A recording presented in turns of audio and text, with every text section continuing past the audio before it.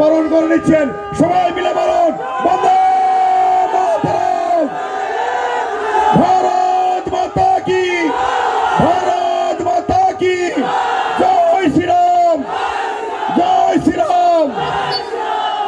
তাদেরকে জিজ্ঞেস করবেন যে শিক্ষাটা ধ্বংস করলে কেন, স্বাস্থ্যটা ধ্বংস করলে কেন, খাদ্যমন্ত্রী জেলে কেন, লক্ষ্মীর ভান্ডারের টাকা কি মমতা ব্যানার্জির আঁচল থেকে আসে না তার ভাইপোর পকেট থেকে আসে, কোথা থেকে আসে, এই প্রশ্নগুলো করবেন।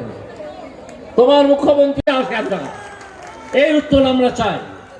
আমি তখন একদিন আদালতের বাইরের রাস্তায় দাঁড়িয়ে প্রশ্ন করেছিলাম যে আমরা জানতে চাই এই অভিষেক ব্যানার্জি তার সম্পত্তির কোনো অ্যাফিডেভিট অফ অ্যাসেটস, যেখানে সব সম্পত্তির তালিকা থাকবে, সেটা প্রকাশ করবেন কিনা।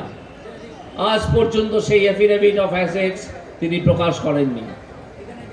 তার যারা দালাল, যারা চামচা, তাদের মধ্যে কেউ কেউ কালো গাউন গায়ে দিয়ে হাইকোর্টের বারান্দায় ঘুরে বেড়ান, কেউ কেউ আবার ভোটেও দাঁড়িয়ে যান। এই দালালরা বলেছে যে যে সম্পত্তির হিসেব ইলেকশন কমিশনকে দেয়া হয় ভোটের সময়, সেই সম্পত্তির হিসেব দেওয়া হবে।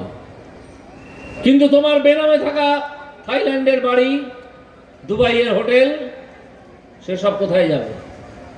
পুকুর ঘাট বাঁধিয়ে দেব, নলকূপ বসিয়ে দেব, চাকরি দিয়ে দেব, ক্লাব ঘর বানিয়ে দেব, বড় লোক করে দেব, যা খুশি প্রতিশ্রুতি দিয়ে এসছে। ভোট হয়ে গেছে, প্রদীপ সরকার জিতে গেছে, তারপরে যতজন এলাকার লোক ফোন করে বলে সুইচ অফ।